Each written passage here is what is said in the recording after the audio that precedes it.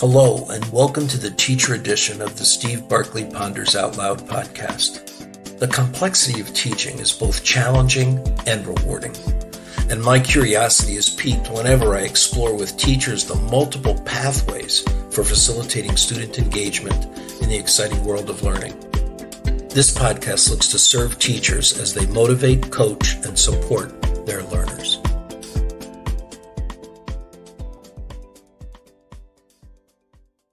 The more the rigor, the more students move. Joining our podcast today is Dr. Tracy Ocasio. I had the opportunity to work several years back with Tracy. We reconnected. She is currently working in the state of Delaware, focused on the work of K-8 teachers and students with a focus on mathematics. And when Tracy and I reconnected, and in the middle of a discussion, she spoke the words that I'm using as the title to this session: the more the rigor, the more students move. And when I heard that statement, I asked her if she'd join me on a podcast to talk about it further. So welcome, Tracy. Thank you. It's nice to talk with you again. So Tracy, just tell us a little bit about your interaction with teachers and students in your current role. In my current role, we have low levels of proficiency. It has been exacerbated, of course, by the pandemic, but it had existed previously. It is a setting that has its challenges, urban setting in the state of Delaware, northern Delaware. And my role is really to support the teachers in meeting the challenges, not only associated with the unfinished areas of learning from the pandemic, but also just raising student achievement in general, helping students learn at the levels that they need to be successful in order to go to a nice high school, to have great post-secondary pursuits. So when you use the word rigor, talk to me a little bit about your definition and maybe include what that looks like and sounds like in a classroom. So I think it's important that when we talk about rigor, we recognize that there's a very intentional connection to the standard, whatever your state standard actually is. In our case, we use the Common Core state standards. We're measured by the Smarter Balance Assessment. And I think that it's important to understand that in rigor, when we relate it to a standard, there's an inherent depth of knowledge in those standards. And while I'm focused on math in this role, my previous experience, as you know, from working together in the past, has been in all content areas as well as in English language arts. And so the easiest way to describe it with English language arts is we understand that standards are written in clusters. And it's really important to understand that there's a depth of knowledge with each of those clusters. So when we think English language arts, we're thinking about cluster one. That's a comprehension level depth of knowledge. Kids need to be able to talk about the local comprehension for the text in front of them. They need to explain it based on the developmental progression that's associated to that grade level. So if I'm talking about third grade, my students find the main idea. When it comes to standard 2, they tell me a little bit about that main idea with the supporting details from the author. But by the time they get to 5th grade, they're looking for multiple main ideas. So rigor is defined really by that grade level intention. The other part of that is what's nice about the standards is they do have that inherent progression as well as that inherent level of depth of knowledge. So when I go to the second cluster in the English language arts standards, those standards are about analytical thinking. And so that if I'm using that same third grade example and I'm reading about in literature instead about the One-Eyed Giant, one of those exemplar texts by Mary Pope, I know that that author has chosen words to describe that giant to connect me back to the comprehension I need for that standard, which is to understand the interaction between that character and the things that are happening with that conflict and how those words are described in a way that gives me a sense of why that character was so courageous, that theme that I would connect to standard 2. But those words were very intentionally used, and I would have students analyze them, not word by word, but in the combination of those words. So rigor is really about getting to the standards aligned outcome, but then, of course, furthering as we go through the clusters. Now, that last cluster, when we think English language arts, they're all evaluative. So it's not local comprehension anymore of one text. It's global comprehension. How does this text fit in with the variety of texts on similar topics or by the same author or various forms of media? What understanding do I get then from the text? So when we talk about rigor, we really want to think about what's the grade level outcome. And how does that grade level outcome in this grade fit with all the things that happened before and the sequence of things that will happen next, whether it's at the grade level or it's beyond the grade level? In mathematics, when I think about rigor, we can't get to the fullness of the standard unless we marry it to the mathematical practice. So when students are learning about fractions, they need to be able to create models, especially when we're moving into equivalent fractions in fourth grade. I need to show why 1/2 looks the same because it's a part and whole relationship as it would for 2/4. And so it's really important, or that it looks like the same for 50 hundredths. Because we need kids to be able to then in fifth grade relate. As I said, it's about the standard and where it lives in our grade level, but also how it connects.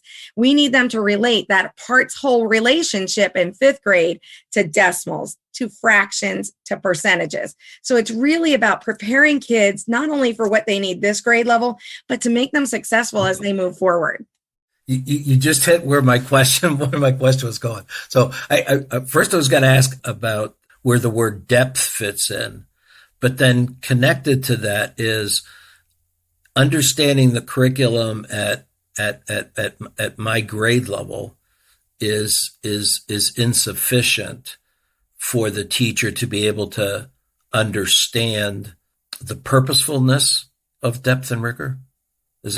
Am I close? Yes, I think that's a great summarization of my verbose response to the first question. I think that that's really important, that yes, we need to know our content. We need to know our standard at our grade level, but how did this fit? How is this sandwiched, especially now post-pandemic? And I love what Doug Fisher had said previously in my last district.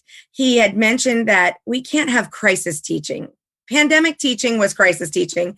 And I was a chief academic officer at the time that the pandemic started. And I remember thinking, oh my goodness, we're going to be closed for 3 weeks. Did we see this coming? But now we can't live on that crisis level thinking.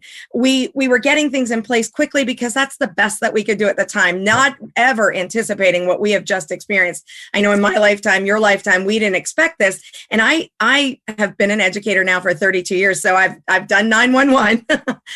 But this is probably even more significant, and I'll probably remember this at a retirement story one day, more so than that. But we need to give our kids this high level of learning, because if we think about the need to solve this huge global problem, the people that are solving it needed high levels of learning. They needed that critical thinking, that problem solving.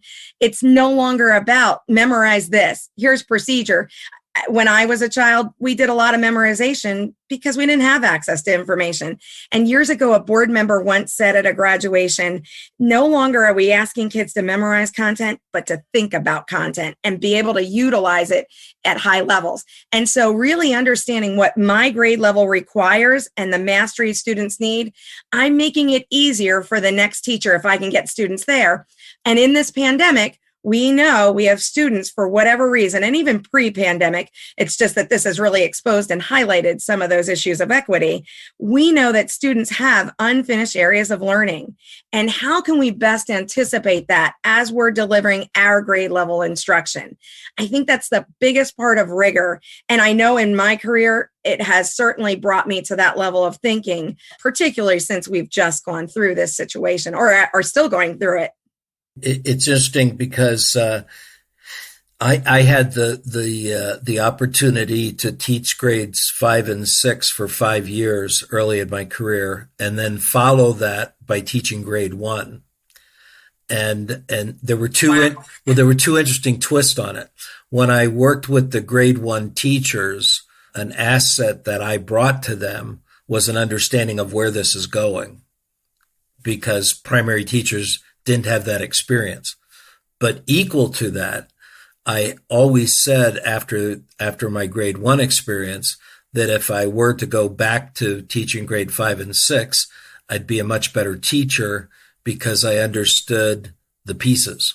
So I had, especially in reading, I had kids missing concepts from the earlier grades as a grade 5 and 6 teachers. I didn't know what those were. I knew something was wrong, but I couldn't go back and put them together. So that whole concept of us being able to see the curriculum, not in the chunks that historically year by year we tend to do it, but really giving teachers that opportunity to dig in the curriculum and see that building. I'm using the word building, but almost that word building is running against me because it's not. Building seems to be going up, and the word in my head is depth going down. So being able to see where this is headed. But I love what you're bringing up here, because a lot of what you're talking about, I'm trying to work on with my grade level groups. And one of the things that happened just yesterday, so it's so funny that you would share that story. I was working with a kindergarten team.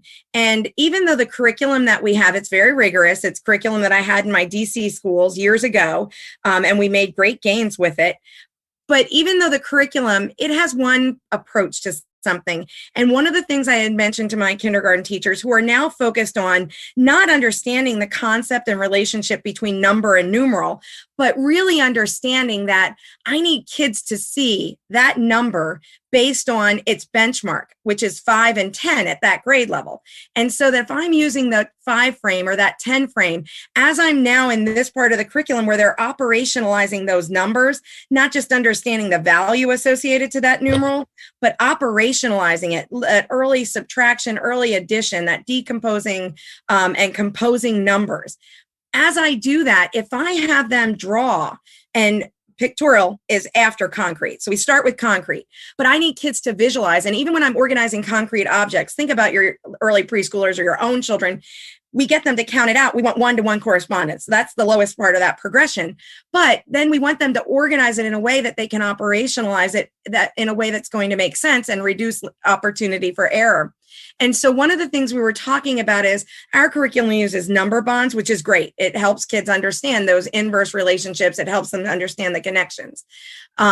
But one of the things that's important is really getting them to organize their thinking based on the benchmark of 5 and 10 at this grade level.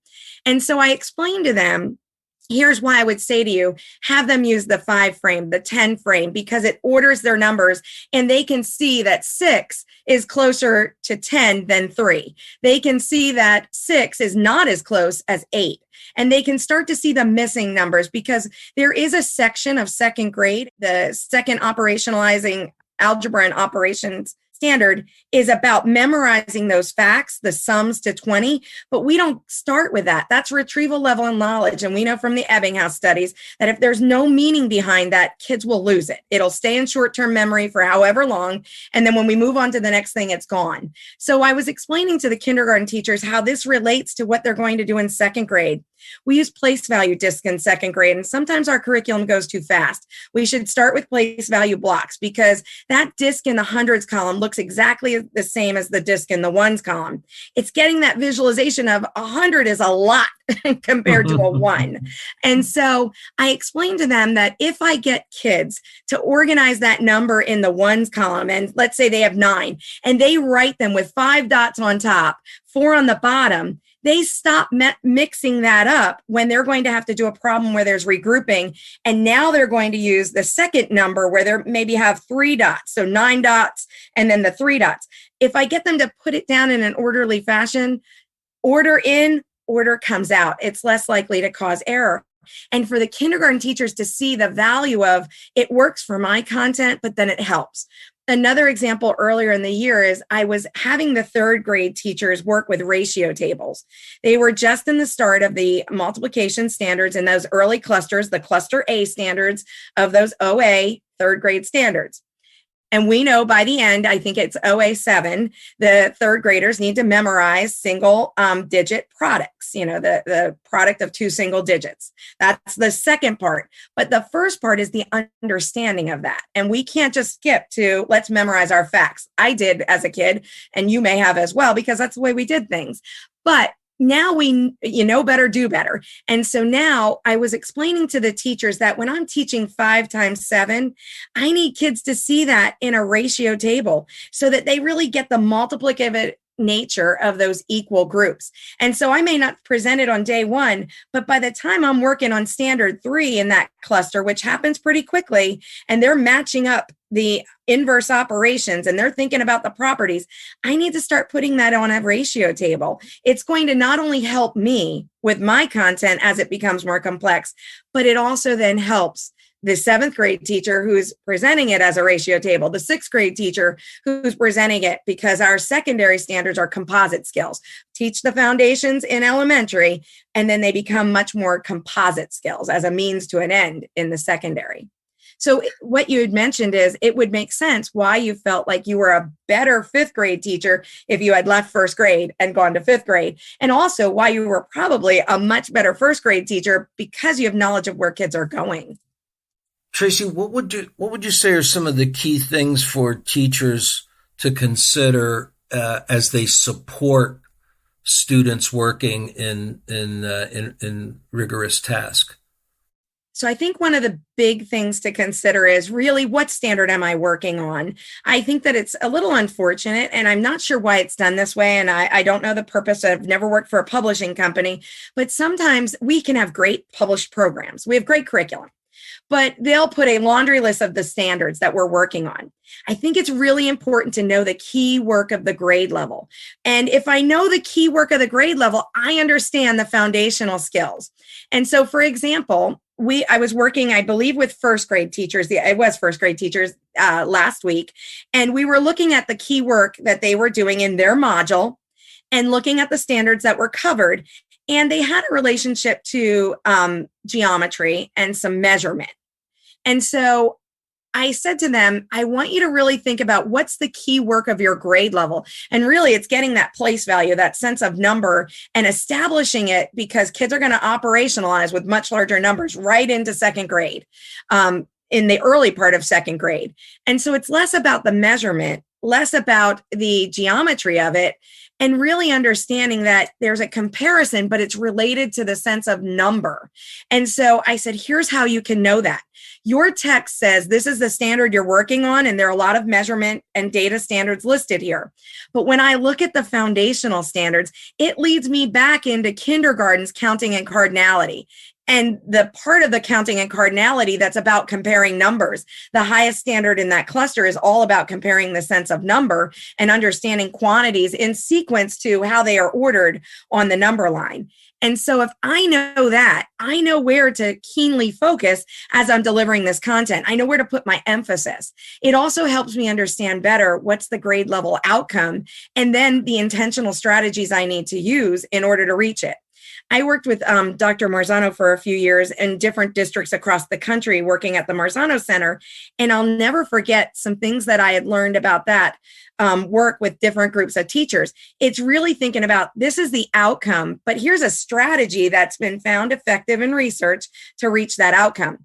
I use different strategies if I want kids to retrieve information than if I want them to analyze. And one of the things that my work has been focused on is I ask the teachers, what claim do you want a student to say by the end of this lesson? And to give a more concrete example, I was working in 5th grade last week. We were doing division of fractions, and people automatically go to the procedural. But I wanted the teacher to realize the claim that we needed them to understand is the part-whole relationship further than what they'd learned in 3rd and 4th grade, but then also that every fraction is a division problem. And our job then is to get the kids to articulate that early in the lesson, because that's the conceptual knowledge that we need from them, but then to prove and disprove what they articulated. And it's okay to record erroneous information, because part of the work in examining reasoning that I had done during that experience with the Marzano Center was that my resolving that error, that anomaly, and I'm not saying let them live with it overnight, but resolving that error during the lesson is great learning. There's a lot of thinking that goes into that analysis, and I'll remember that. Our timing here as I follow you is interesting, because the question that was forming inside my head is that what gets assessed becomes critical. And as I'm listening to you, assessing for the right answer is probably throwing me off of being able to assess for rigor, that the real rigor is in the student's explanation or the student process. I mean, it seems to me that the assessment is much more observable, or it's critical that I observe as part of the assessment versus just the outcome. I love that summary statement as well. And it really reminds me of the work that Dylan Williams does across the country when he talks about unobtrusive formative assessment. And I think that we miss that. And I remember even some of my early days with Dr. Marzano, one of the conclusions that I drew is that the magic is in the monitoring of student outcomes in the moment. Not Yep. later, not in the exit ticket, but in the moment, because I can use a fix-up strategy. I adjust myself to get a better outcome. And just what you said, we talk about rigor, but rigor is also in the associated learning progression.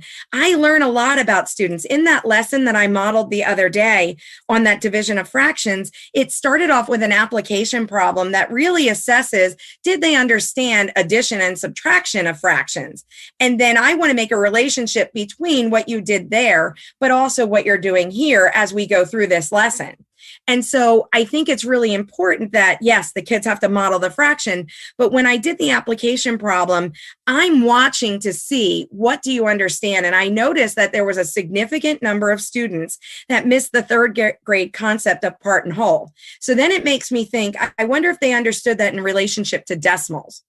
And I need to look for that as I'm moving forward, because I'm going to have to make these key connections about how a decimal and a fraction, they're the same thing. It just looks differently. But if I plotted them both out on two number lines, I would land at the same spot.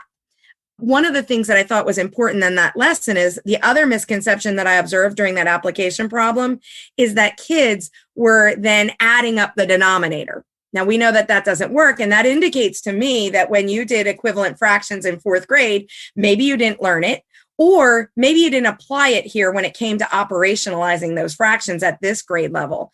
And so there's that power that happens in the moment, and then thinking about, how does my standard lie here? Because intervention does not begin in the tiers.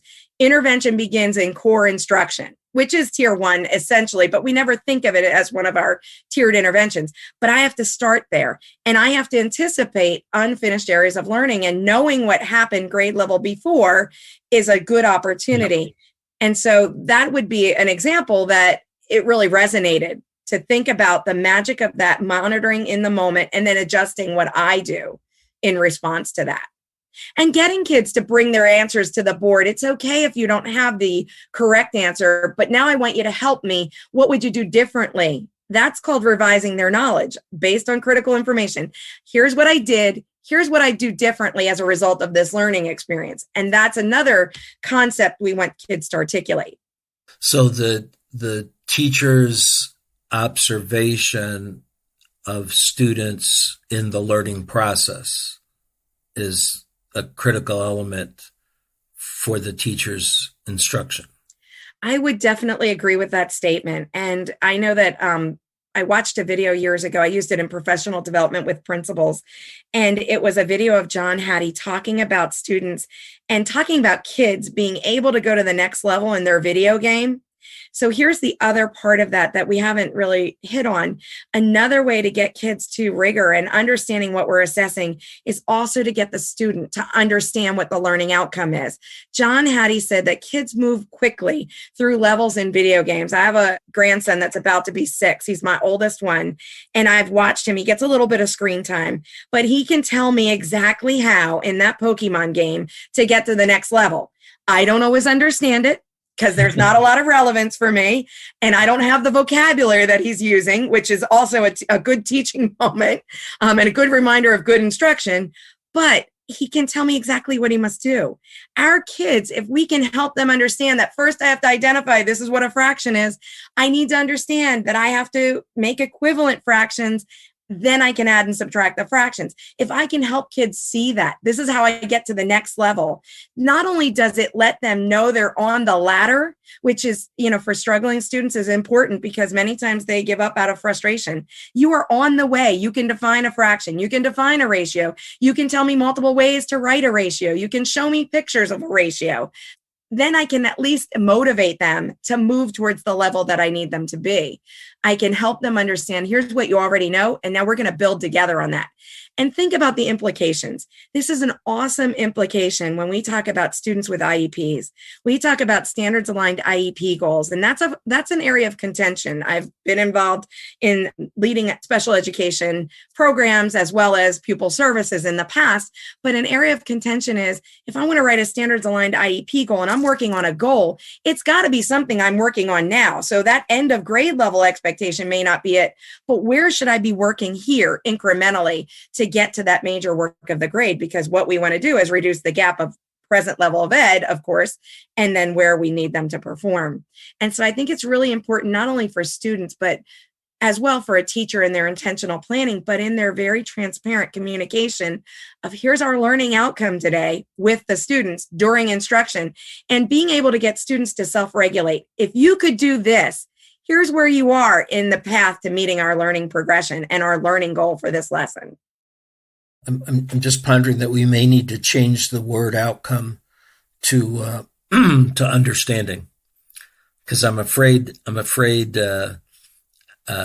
especially looking at mathematics, that the student interprets it as outcome, meaning you can do this problem, where the rigor says you can understand this problem. Good point. And you can explain your work. Yep. You can tell me if this would work again. That's how I know you understand it. Yes. Learning target, learning goal, learning intention are awesome words to describe what we're really getting at is, can the student actually demonstrate mastery? Tracy, thank you so much. I'm wondering, you got a way that listeners could contact you if they wanted to raise a question back to you? Yes, absolutely. I would like to share my email address. It is just my name at iCloud.com. So it's Dr. Tracy Ocasio, all one, no punctuation, no capitals, at iCloud.com. So it would be DRTRACYOCASIO at iCloud.com.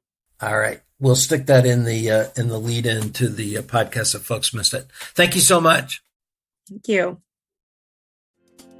Thanks for listening in, folks. I'd love to hear what you're pondering. You can find me on Twitter at Steve Barkley, or send me your questions and find my videos and blogs at barkleypd.com.